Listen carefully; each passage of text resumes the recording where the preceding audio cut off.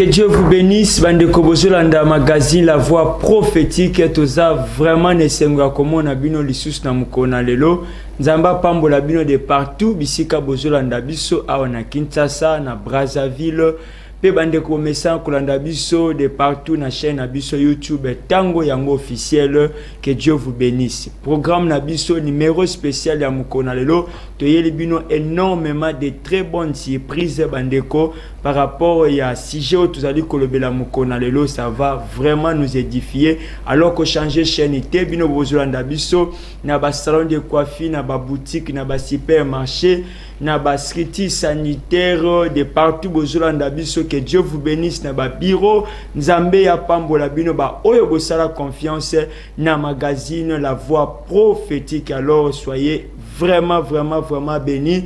Yebisa bandeko ba message kula na magazine La Voix prophétique ngonga yangoyo ngonga yango tolandaka. Une très belle émission et pambola kabiso, une émission très édifiante. Et voilà, magazine La Voix prophétique mukonalo, nous avons la grâce à présenter bino l'homme de Dieu tozane na kati ya plateau, le révérend Florentin Makivavila Mbote révérend. Mbote pasteur Marc Ekembe. Tozane sengo komona on a plateau magazine La Voix prophétique. Merci beaucoup. Ngapena zana sengo ya komona bino na après-midi lelo. Voilà, bandeko to za vraiment béni avec la présence de Moussa Nzambe au tozane na plateau. Il parle tellement bien. Alors to kozala de site ya ngona bondeli Olanda biso jusqu'à la fin. Et il y a un numéro nabiso spécial ya mukona lelo avec ce sujet autozolo bela vaincre l'esprit de retardement. Vaincre l'esprit de retardement. Il y a un des sujets autozolo bela mukona lelo. Je sais qu'ils ont concerné biso nyonso bana nzambe bandeko to mesana tango nyonso kolanda émission oyo magazine La Voix prophétique. L'homme de Dieu vaincre l'esprit de retardement. Ok, merci Ndeko Marc. Il y a le besoin que na vie avant na côté la matière nanga, bateyo baka vie za na retardé, vie tozo ke na montre ya Nzambe, mais nazo ba bien na makamususu retard ezalaka. Parce que ngande na besoin ba inscrire na école primaire ba boya ngai. Ata na pesi âge nanga te me ba boya ngai. Elingo ba que na retard, ba mona na retard on na âge nanga na cause jamais na école primaire. Ça dit mutu ya 70 ans sur Bali abando bota na retard. Ça dit tia ke no kufa na ndimta mona mwana sukata okolate. Donc ça dit il y a certaines choses na vie et en retard. Yango et même ki biso to meka un peu ko réfléchir sur l'esprit de retardement. Et monani na mukanda ya Genèse chapitre 26 verset 18 à 22. Bande kolanda ba otanga. Mais kuna bazobela sur Isaac azaki na mboka ba Philistin. Bible lobi Abraham tata na atikela ke ba pui ya mai etikela ko le héritage na ye. Mais babi tango ake ko semer na mboka ba Philistin tango ya azo sala ba pui azobungisa ba pui na ya papa na bango babi ba Philistin bazo kunda ba pui wana. Soka ke achumo li kote musu ba kundi yango. Plus de 5 fois, azo tchumula ba pui ba bazo rokundango. Oh ba pui, le to ko lokola ba forage, ezalaki ba bisiko ba bazo somba mai parce que Israël c'est un pays désertique. Mboka fisa bien na désert, donc mai pona ozongo ezalaki facilité, ezalaki vraiment difficile. Sikoyo yazo ça l'effort fort de place mai robima pour creuser pour abimisa mai afin que ba revenu yelaye mais ba bazo kundango. Et na musalo Isaac abande ko sala à chaque fois ba Philistin bazo ko kundango pasteur Marc bazo pesa retard ya ko avancer. Retard fallait progresser mais a ozwa retard. Yango na bande ko meka un peu ko définir retard de mes anineza action de naître en retard.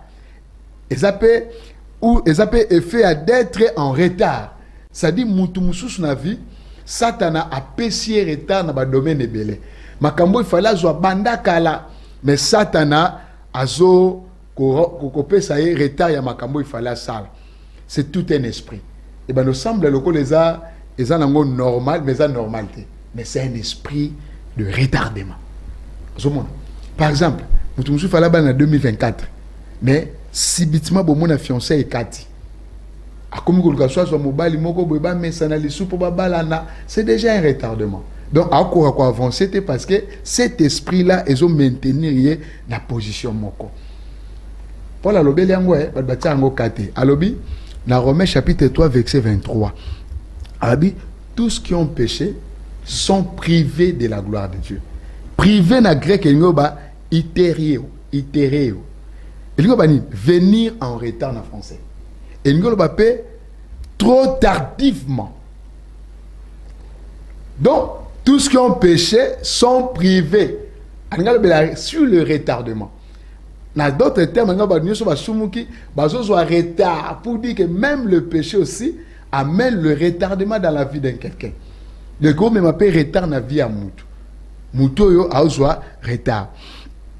Alors, na kati nango to mekenga mpe ko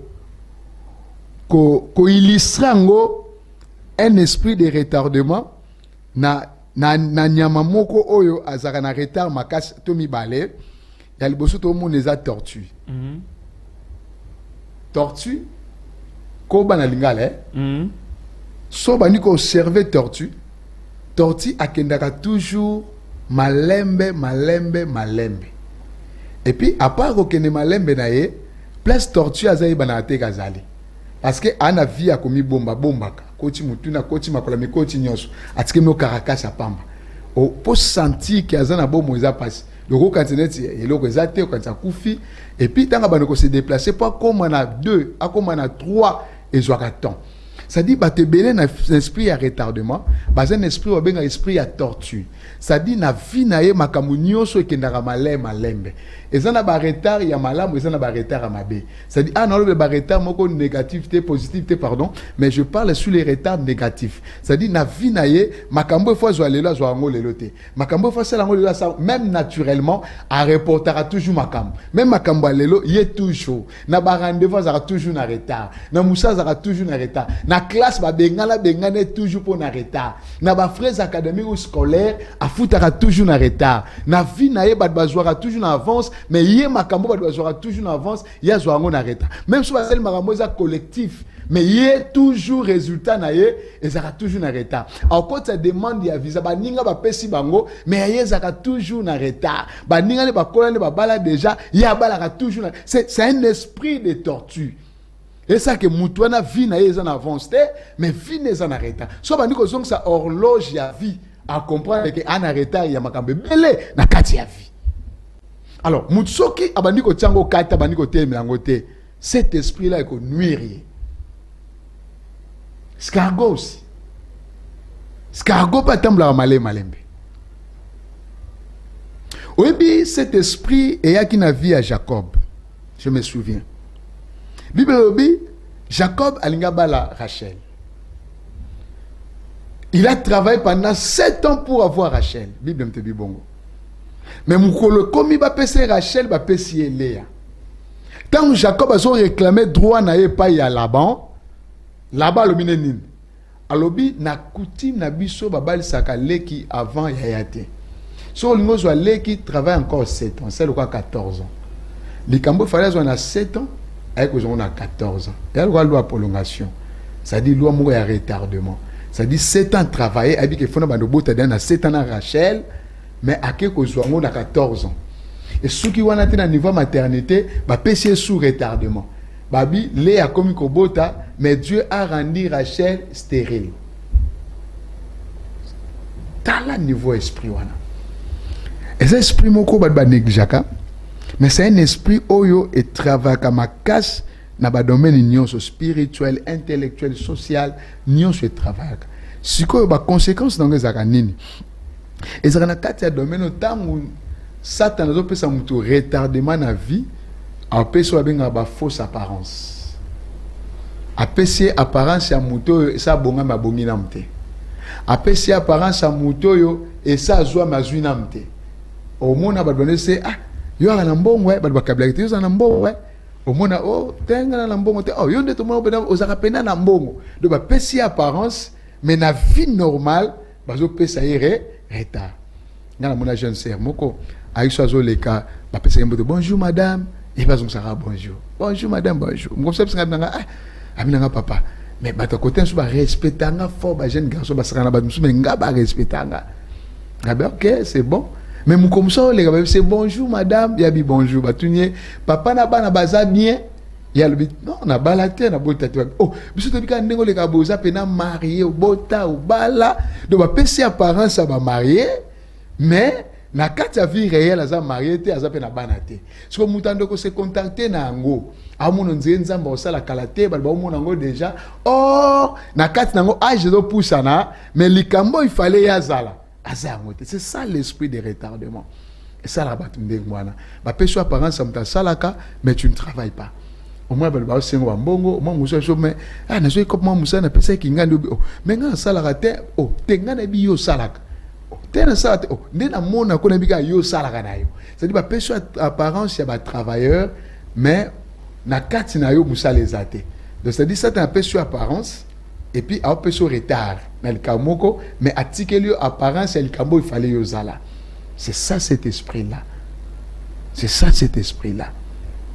déjà le rôle nyoka alongoli poche article yo yesa keina yo tsika na somo wana nyoka c'est le mot nyoko nzo ande eza ba apparence ya pamba c'est-à-dire Isaac makamba viva ki amwana de sora tumoli awa ba kundi yango akechumla msupa chumla kotemso banda zo etan c'est-à-dire makambo il fallait zo lelo ezo poussa na zo ngo lelo te makambo il fallait zo lobby azo ngo lobby te lobby so sali ba fort pas zo ngo ba su ba kundi yango esprit de retanwe za ndengwana o aina projet moko ya mbongo zupe na mbongo ngo mais likambo eko botama et sali ke mbongo ngo fallait sala ngo likambo kanaki ekena makambo susu deuxième signe ngo ezalaka ba problème o ya ka brise l'esprit à retardement au moins na musoza na mbongo te ba idée za malamu mais soki mbongo ye au moins posa masange posa ambiance posa okabambongo ye posa osala boye poka kalikambo ifala sala asala ngo lusute ezongise na retard siko ba nini nzamba malamu oyebika ta na zwimbongo na beli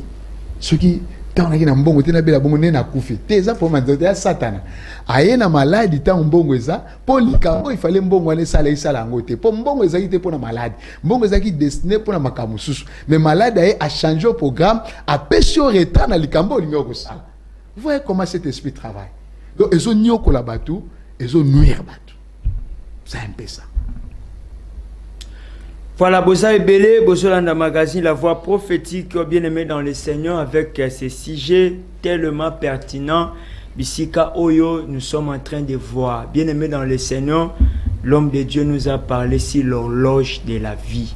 Oyo Bate Ebele, Bazali ko s'en foutait na yango, alors que lobby et koki ko rattrapé Ebele ya bato sur notion Oya horloge. Bien aimé, tango yo mosali na nzambe azolo bela biso sur l'esprit ou encore ba force ya retardement awa bien aimé dans le Seigneur mosali ya nzambe azui temps ya ko expliquer biso yango d'abord c'est quoi cet esprit et alors comment ça fonctionne mais aussi to moni awa déjà abandi ko énumérer ba conséquences na yango ba répercussion na yango na ba vie ya bato oyo tango mususu pe yoza kolanda biso bien aimé numéro ezali affiché okoyi ko benga biso bien aimé dans le Seigneur numéro oyo ezali aussi ko permettre yo bien aimé okota en contact na mosali na nzambe oyo azana biso na plateau ou encore avec l'équipe ya magazine La Voix Prophétique oyo pe koki kosunga yo par rapport ya oyo ozo remarqué yango na kati ya vie na yo. Bien aimé dans le Seigneur, il y a des choses nenge tolobaka na magazine La Voix Prophétique yoka et joie bien aimé cette audace, le courage bien aimé ya ko affronter makamususu oyo et en face na biso et zo permettre biso te que tout ça la décollage ya malamu par rapport ya vie na ba réalité mususu oyo ozali kokuta na yango. Est-ce que problème na yo ezate fausse apparence? Est-ce qu'il y a eu quelque chose à la fausse apparence? Bisika mususu bien aimé ba considération mususu oyo bazo pesa yo mais en réalité ezali na yango justement des fausses apparences ou encore ezapendenge l'homme de Dieu auti ko énumérer awa et pam tango mususu bato bakabela kayo difficilement. On fait déjà une idée ya vino ki ozanga raté, mais loko zo souffrir makasi. Des fois moyen bato ba peso musala ezate. Ba bi kayo déjà travailler. Moyen bato ba aider ezate pour ba bi que déjà yo ndengo zaka wano tikalaka na position o bato ba yeba yo, mais alors que tant mususu réalité à vie ozo connaître ezali très différente na o bato bazali ko présenter en face na yo. L'homme de Dieu, ce qui ba élément mususu ezali bande ko belé baza kolanda biso parce que si j'ai oyo et kokito landa avec beaucoup d'intérêt. Oui, pasteur Marc, esprit à retardement est une très mauvaise chose. Pourquoi? Parce que elle conduit à la frustration. Alors tu as la peine de ninga nga tokola na bango, ba bali nga la bali nampe. Ba ninga to tanga na bango, ba sisa ba to sanzela moko, ba zui vie nga na zui vite. Akota la baninga to kona ba komi na bana ba koli nga ta mwana bébé azate. Vie ezate na sens moko na position te. Ça peut aussi amener de frustration. C'est-à-dire que frustrer mutu cet esprit. Or so mutando vivre dans ba frustration ngo sara mutu akoma akoma na dégoût ya vie chrétienne. Ano mono nzamba za pona batu mususu apo na etende o malo baki est-ce que biso nde to lingara vite to vinde lingara biso te abango par rapport ya réalité à vie. Ça dit nga tu n'es pas na bino parce que on fait des efforts na vie mais to soit vite. Mais batu mususu bazo ko exceller to kola na bango to akoma vivre na frustration. Ba frustration même ba stress. Ba stress yango ke memara mutu a kota na phase ya ba dépression. Il y a des gens qui font des dépressions mentales à cause de la vie. Tellement ils pensent beaucoup dans la vie. Qu'est-ce qui ne va pas, tout ça. Bah, point d'interrogation tellement l'équipe à cause de la dépression mentale. À cause des problèmes. Mais le problème, c'est un esprit de retardement. Tellement au monde que non. Avec le 25e siècle, la vitesse, tellement au monde que tu as la vie à Zotikala. Ngala mona ndeko mwa ki m'église alobi muta age na ngaza soutenir l'église par rapport à la génération na so ba kamani so bali na et puis ba garçon ba ye muta obala ngate po woni so ba leki na quelque na église so bata age na nga bazali po kuna na ko zo momba la vie nanga ça dit a commis désespéré pour na retard. Cet esprit ce n'est pas un bon esprit, c'est un mauvais esprit où ils ont détruit ba tebele à part wana et me rappelle na ba découragement.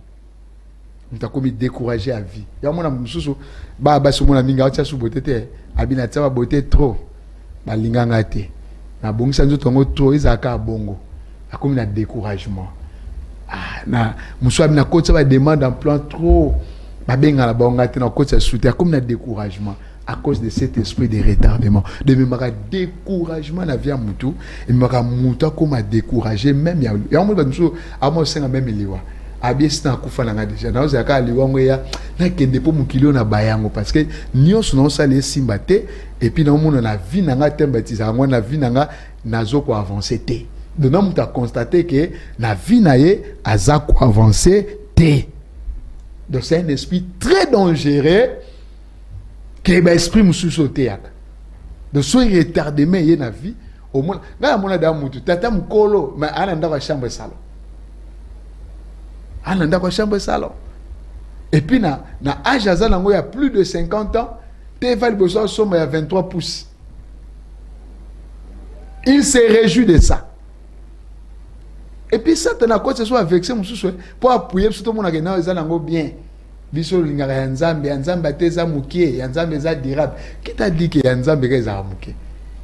Qui t'a dit que ya munene zara ya Satan? Non. Ya mamsu na viso boya mote kamayo. Yana makamsu efolo ba non. Age na komi na ngona ko za locataire te. Age na komi na ngona ko dépendre te. Age na komi na ngona ko za vie za beauté. Soko bandi ko boya ngote yango ko kangayo et puis ko vivre conséquences nango. Et loko refusera te et comme camarade na. Mais loko refusera comme camarade na te. C'est un peu ça. Voilà, Bandeko Balandi à Magazine, la voix prophétique, plus de 143 89 156 28 01. Bien-aimé dans le Seigneur, est-ce que ton problème est allé télélo, aujourd'hui vivre dans des frustrations? Est-ce que problème na o lelo quotidien na kati ya case, bien-aimé, il y a ba découragement. Ma soeur, mon frère, Landa Magazine, la voix prophétique. Bien-aimé dans le Seigneur, lelo et ça n'a pas te belé, ba na ba courage.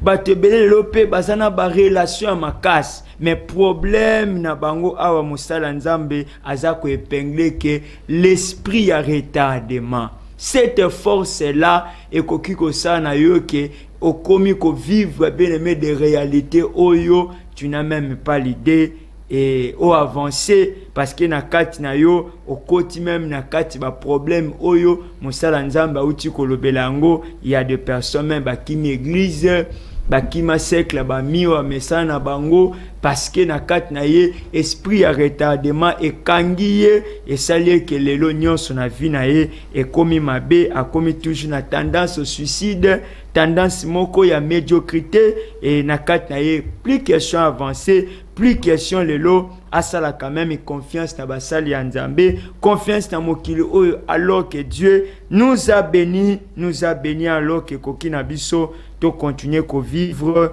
bolamu pe bi ba grâce ebele ya Nzambe na kati na vie na biso. Révérend Florentin, je sais que si j'ai ondenge toujours le belango zalina ba vérité ebele et richesse makasi oyo bana Nzambe ensemble ndenge tuzali kolanda yango tozomona ke kati na biso intérêt ezali et que na kati na biso lelo to simba si j'ai oyo parce que je comprends déjà que ça na ebele ya bandeko en tout cas ba kima délivrance ba boya délivrance en tout cas ils ont ba problème ils senga na bango ko poussana pembeni ya basali ya Nzambe. Y a-t-il encore un élément avant que toleka quand même na mituna oyo bandeko bazali ko tuna biso awa oyo o répondre bango si encore des éléments? Oui, esprit ya pauvreté pasteur Marc, un esprit ya retardement et agendera pauvreté. Et agendera pauvreté parce que muta jouer retard na musala. Muta jouer retard na vie. Conséquence à vivre menene c'est la pauvreté. Et puis la pauvreté oyo a s'habituer nango. À mon avis c'est comme normal. Pourquoi? Parce que mutuana d'abord a passé familial na bango botama so bazanango. Mutuana d'abord aza limité na ba dépenses na mon nango c'est normal. Na ka dam mazo ba binga na ko bala te pona no lesa moi na do lesa moi za ba charge. Pe na zana nga bona zo lia na guna nga na mbongo na nga ndenge na koki. Ça dit pona yeza nango normal. Mutuana andomona tabi mine na mboko tata na mboko eza nango normal. Mutana mona ça dit pauvreté moko e sala ke vie azo mene et comme nango normal. D'ailleurs non, je me sens très à l'aise ndenge na zaboé. Ando peso ba hypothèse moni ba mswa na mbongo balala pongite mswa na mbongo ba bien te ngana na ngabwe na zana kimia na ngai donc pona vie wana commission normal pendant que Jacob a mona comme ça normalité Jacob a créé jusqu'à ce qu'alobi Rehoboth Dieu m'a mis en large Isaac pardon abi Rehoboth Dieu m'a mis en large Isaac a mona qui est normal te so ka mona ki normal nga ba ko ba kundi bona vana ngai na boyi ba problème parce que la pemboka na biso te mboka ba paya mais a tenir compte na ngote il a continué à travailler jusqu'à ce que ça m'a mettre en large ngoba so mto senti que on a retard à vie d'abord faut prier yami balé il faut te mettre en action au samela pour nzambe quand même d'ago récupérer ba retard on a dit je vous remplacerai les années qu'on dévorer les sauterelles. Waouh. Je vous remplacerai les années qu'on dévorait les sauterelles. À quoi remplacer en à ça on peut na vie il y a Job. Mais ça on peut ça Job retard. Job a boti bana 10 Satan a bomi bango. Job a gina ba travailler Satan a bomi bango. Job a gina bilanga Satan a bomi bango. Job a gina ba nyama Satan a bomi bango. Job yemoko na santé ne Satan a ko bomi même na santé na ye pour akoma même na difficulté au bota bana mususu. Mais il fallait Job se confier plus dans Nzambe pour Nzamba ya ko récupérer les retard au Job azwaki. yango moni bilobi nzamba pesi job mibale donc récupérer ba retard à perdre ya liboso mais nzamba zongisi le 2 fois que o a perdre et puis bana jo o a mibale ba yebana ko le ka liboso ba yebana te o ba tangi ba ketcha ba keren baza bano jo ba botaki ya mibale o nzambe a restituer aki. Amen. Ouais. Donc retard na vie oui. Mais on peut aussi les récupérer, ceux qui te se confient dans Nzambe, Nzambe va restituer biso na ba retard na biso. Voilà, déjà awa o bandi ko mema biso déjà ko comprendre ba démarche ya ko sala tango mutu akutani na esprit o tope force oyo tozali kolobela yango lelo bien aimé ezali esprit mabe oyo ko kite na kata vie na yo ko prétendre laisser le temps au continuer des années na kati ya esprit tope force oyo tozolobela awa siro le retardement oyo ekangi ba vie ya bato ebele ekangi ba foyer ba faire ya bato ebele oyo esali ke mutu lelo afanda na kati ya pauvreté mais alors que na kati ya vie na yo Dieu atiki yo te ko continuer ko vivre la pauvreté na kati na vie na yo. L'homme de Dieu tango yo tozo kende ko comprendre des sujets na biso au fongole biso yango vraiment tozo comprendre et tozali na quelques questions awa oyo ekwei na kati na plateau na biso par rapport à l'explication ndenge ozo pesa awa et ndeko moko azotuna awa lobi na ka oyo ezalaka ke mutu ezalaki na yeba problème peut-être ya santé et ça li que peut-être temps mususa concevoir na retard mais après avoir que Nzambe asungi à concevoir est-ce que na kati wana pesa lika na lien moko si respire à retardement ou à que se prétendre réjouir na oyo azu comme idée peut-être 2-3 enfants? Non, pas forcément. Oui. Na kawana eza deux choses. OK. Mususu ezali Satan a simba santé ya munde na to ba jobawa. Po ayebi ke ceux qui oza santé malamu te et permettre peut bota. OK. Ako simba mo. Musu peza nango maladie musu eza nango naturel, c'est-à-dire eza maladie moko ntokola nzoto e beli nango. Mais ceux qui nzamba pesio mwana auti pa nzambe na volonté na tawana, moi je crois et je pense que mikolo na mukili nzambe pa opusango afin que au jouir. Abraham a boti na Satan. Mais nzamba poussa ki mikone pour ajuir et puis na Isaac.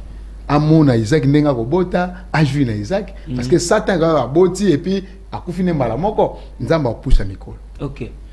Voilà bandeko to zali kolanda magazine La Voix prophétique, un sujet tellement intéressant parce que ce sont des choses où ebele na biso lelo bandeko tozo vivre cet esprit.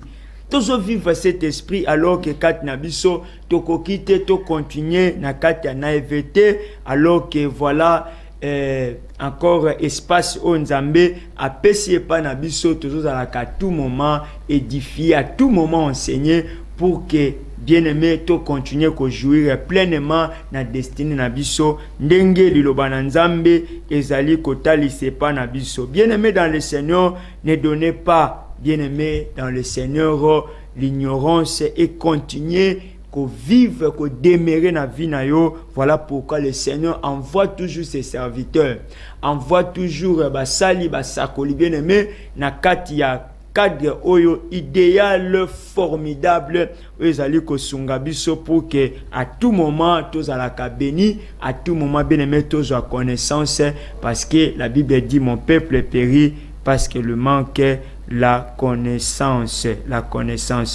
Alors l'homme de Dieu tango yo to uti ko tala quand même ndeko yo par rapport ya question na ye et bandeko mususu pe bazali ko se poser ba question pour dire na tango yo azali ko remarquer et que réellement azali attrapé l'esprit autozolobela ou force autozolobela si ya retardement démarche penza nini oyo koki na ye ko sala pour que ayeba ko bima na kati ya ba réalité autre zolobela ou tiko épinglé awa tout à l'heure sur ba frustration et comme la kabato ba découragement et comme la bateau mais aussi na kati na yango il y a des personnes aussi bazali ko mimona déjà que comme si azana perte ya vitesse par rapport ya elandenge makambo tambola mukile. Quoi faire maintenant?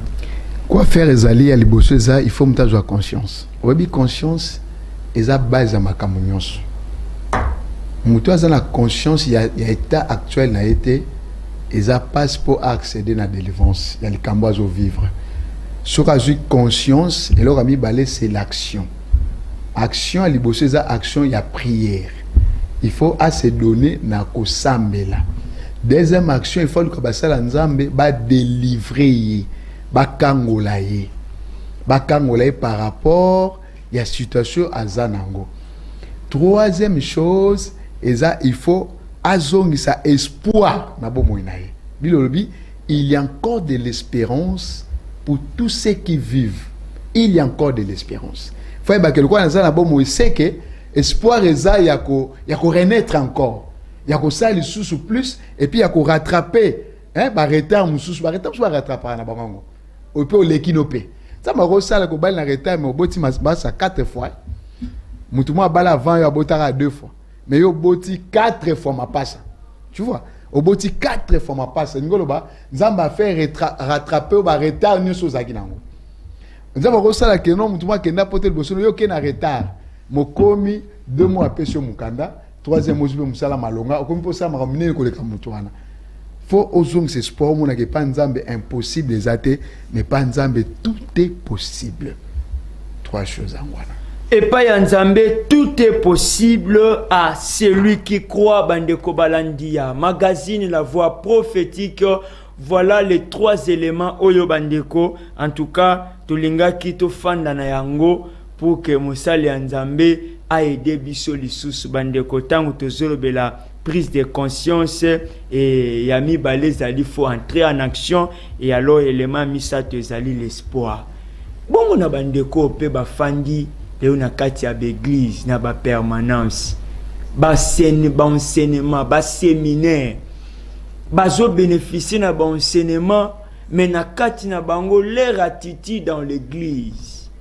Leur attitude dans l'église et je salé que attendre quoi na yo kakaba témoignage et makamzamba zo sa ila bango le verra mais na kati na ye ils a toujours un esprit moko zo ila ya ba doute esprit moko zo même toujours na ba découragement esprit moko zo même toujours pasteur tango lobeli kamba frustration awa tozo mona yango un tel ba bengise à luki moyen à combattre moninga en église pour que azwa bandimi mususu et ba mususu pe pa na bango et malgré confiance ba pesier mais les problèmes les ali ya collaboration otozo mona ngolo tout ça ezali que mutami mona bi kende na za awa en tout cas pa nanga moyen susu na banda everté. Parce que pana ye asali ndenge zoloba awa esprit moko retardé mais zolanda ye azoye basusu quoi faire yangwana nzambe o yasali yo grâce au fortifier belé ya bandeko na télévision ne bazolanda yo na basali ya nzambe na bana nzambe ba musu ba yemba kamepa na yaza na kati adoration te elle est ailleurs parce que esprit moko na kati na ye eza toujours ko animer ya zonga sima et na bandeko no koki ko fortifier bango ndeni ni po likamba prise de conscience espoir na yako kota en action. Oui, retardement pour eza TV zangonga mais basala nzambe pe bazana esprit retardement abanda ministère kala mais avance en été abanda pe vie chrétienne kala mais avance en été bato ba sima baleki wana ni to baka milliers zo bundisa non c'est pas tout non et ça na bato musu ba pe ba milliers moko reculer OK mais bazana impact et puis ministère na bango ça impact mais ça na milliers reculer obi des fois les esprits et a capé ko bunza biso et puis surtout ça makasité et longa rapé biso vous voyez donc na bato bazana ba permanence azo perdre espoir là c'est aussi un autre esprit. Les esprits moussous parce que on est comme esprit à doute. Okay. Un esprit ya doute. Et comme pas mutu a commis ko douter comme mono nzere nzamba zalaka te nzamba tikiye là et comme délivrance musu faut pas délivrer par cet esprit là de doute. Alors nous et puis a comme une foi totale en Dieu. Ndé yango ko sala ke azwa vraie délivrance. Est-ce que par rapport à sujet oyo na bande konde bazo comprendre l'explication nengo pesi a faudra kana mutu nengo utuloba opesi ka Isaac ya Jacob makambo mariage Isaac pona musala par rapport à bapui. Maintenant on se demande est-ce que faudra muta le kaka na délivrance to ya encore ne ka utuloba sukine kana prière et puis amoni ça va to il faut kaka le kana délivrance. Toi na auto benga auto délivrance. OK. Et puis toi la délivrance au mutu faut ba sambela epo abimaelo kwana. Auto délivrance aussi fierté. Auto délivrance après mais pas muta au sala. Au sambela nzambe kama makambo. Mais sous il faut mutu a un esprit supérieur ko lekaye à prier pour ne pas kangola parce que la grâce est en démorté. Donc auto délivrance c'est la première pas. C'est la première pas. Deuxième pas. C'est la première pas. Oui, parce que la première pas. Il faut le deuxième pas. Mutu a la grâce wana aza likola spiritualité naie pour abimisa. Un prisonnier ne peut pas se libérer. OK. Magazine La Voix prophétique bandeko likambo yo mituna na yango ezozongela biso awa likambo fausse apparence bandeko ata tokei tozozonga parce que sujet oyo yango tobi tele ngonga. N'hésitez pas bien aimé, Dieu vous a béni, soutenez bien aimé dans le Seigneur œuvre oyo bana na nzambe bisika tozali basali na nzambe cadre yangoyo et aussi espace yangoyo otokoki ko investir pour que œuvre oyo ekende vraiment liboso parce que ekoki na biso ke bana na nzambe bisiko nyonso bazali ba bénéficier na ba enseignement oyo esprit ya retardement yango lelo awa mosala nzamba azolakisa biso des fois auto délivrance oyo nzambe asalela yo grâce au sambeli au koti retraite au vivre ba merveille ya nzambe par rapport ya makamususu oyo ememi yo dans la prière mais alors que koki osuka wana te. Tu dois chercher aussi basali na nzambe pour que ba aider yo carrément obima na kati ya ba réalité oyo eza kokanga yo. Révérend na o nyonso nzambe atie kati na yo ndengo za ko expliquer esprit à retardement parce que toujours déjà petit à petit à kochiter. Y a-t-il encore un élément oyo peut-être étant mususu au pesi yango te mais ça quand même quelque chose oyo libote ya nzambe bakoki ko bénéficier na yango avant que tous les cas na ba série ya prière aussi même au sala résumé par rapport à enseignement na biso amukona lelo. Pasteur Marc Obaksa pendeza te ya Obaksa OK to lo balwa David nda lobaki abi na mbeto hôpital ngakufa na lui à hôpital à lobby non je ne mourrai pas je vivrai. Il a refusé catégoriquement la mort abi et je rencontrerai les œuvres. C'est-à-dire mudazo comprendre que il y a cet esprit là il faut eba koloba non à cet esprit. Moi makasi il faut ba non à cet esprit. Aba j'en ai assez na vie oyo non à cet esprit. Il faut na avancer. Tu vois? Ce ka banda koloba ndengwana eza déjà ouverture ya makambebele na vie na ye. Ebingesi na mona mutu. Aye na bureau na ngai.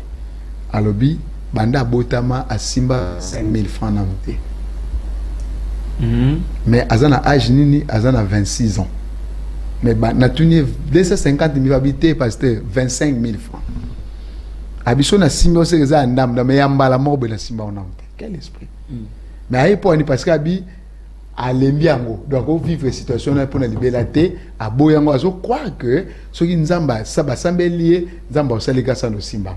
Et puis on avait prié pour elle et puis nzamba fongola vie na ye a simba ngo ko lekango. Pour le baki non, soit baki non te en atka na situation wana. C'est un peu ça. Maintenant il y a une différence entre retardement na blocage. Oui, ils ont la différence. Blocage ça nion sont déjà bloqués ça t'as kangi nion sont. D'ailleurs on a terre sur les prisons dans le Belango. C'est-à-dire il y a certains prisonniers, basé ba prisonniers moko enfermés. C'est-à-dire nion soyez ça bloqués. Mais retardement ça dans la vie normale, mais bon peut s'en arrêter dans certains domaines. Mais dans certains domaines il y a vie, ça t'en peut s'en arrêter. C'est-à-dire dans la 6 dans la classe, mais peut s'en arrêter aux hommes ça là. Na bali nanga très bien, mais peut s'en arrêter aux obana. Na sala nga kitoko mibali balingala baongai, to viana mibali. Mais peut s'en arrêter ya ko bala, c'est-à-dire mubala ko bala ngande ao ya te da peut s'en arrêter côté wana. Voyez, na côté ça ba demande ya visa. Mais ba peut s'en ngote. Mais du moins na simba mbongo ya personne ya sa passeport, mbongo sa ba démarche, mbongo ya billet, ya ni nana ngo, ma pesinga arrêter na visa pour na kendete. C'est différent avec le blocage. Le blocage a nion soit bloqué. Au senti rien ne marche, rien ne va. Bandeko balandi to zo bénéficier na matière ya oyo to zo lobela lelo awa siro vaincre bien-aimé dans le Seigneur l'esprit de retardement. Oyo ndenge mosala nzambe auti ko expliquer biso awa mutu atangi na ye asilisi me bakangi makambo na ye moya sale zata bali na ye me bake balobi non bala na yo me côté mabota nde to kangi to tsayi na retard na âge moko boye akoyi ko bota te il faut to no bota na âge moko boye et âge wana ko bota et akoza na ba difficulté lobi ya ko assurer prise en charge totale ya libota ya bana nde yango awa makambo to fandeli awa otolingi sikoyo musali na nzambe alingi asambela bien-aimé dans le Seigneur. Magazine La Voix Prophétique bipa nyonso bene mozolanda tranche oyo zolanda bien-aimé na moment oyo nzambe atinda kabasai na epamba te. Ma sœur, tu as un problème, mon frère, tu as un problème, humilie-toi, cherche basali na nzambe. Au cas contraire numéro zali wana okokipe ko benga et que basali na nzambe bakoye bakozwa moyen ya ko accompagner yo. Vous savez mokelo yo ndenge mosala nzamba lobi. Ayez le courage, la force est là de dire non na makamusu, de dire non na makamusu na vie na yo ya ngwane zali processus ya délivrance pe ya restauration ya vie na yo. Pasteur si ya minute na biso esili conclusion moko et puis vous allez prier pour na bana nzambe nyonso oyo balandi magazine oyo et puis na sujet oyo très très important oyo nécessité sorti ko kangola makobima na ba esprit autre bi retardement. Conclusion ça que mutu aza na kati esprit oyo abanga te eza trop tard te aluka nzambe nzamba capable ya ko faire récupérer bane o a perdre na makama malamu na ba surprise agréable aluka nzambe à s'accrocher na nzambe. Voilà, vous allez prier. Seigneur, tout semble au nom de Jésus, pambla munyo so la ndibiso, kangola mutunyo so dans le nom de Jésus, de te semble tolobi. Amen. Amen. Zamba pambola yo magazine La Voix Prophétique et to yambi l'homme de Dieu, le révérend Florentin Maki Vavila et nayende bo comprendre que si j'ai oye pamboli biso yo peut continuer ko pambola magazine oyo La Voix Prophétique nzambe ya lola le Dieu des souvenirs akobo sana bolamute ozali ko sala vraiment to kutei na mikolo ezali ko ya tika nzambe apambola yo apambola libota apambola biro apambola musala bisiko nyonso tiaka TV wana bandeko bele bazolanda magazine La Voix Prophétique. Et le Seigneur bénisse encore sa servante l'évangéliste Lauriane basingili pe bandeko basungi biso na régie tokuta mikolo ezali ko ya bye bye.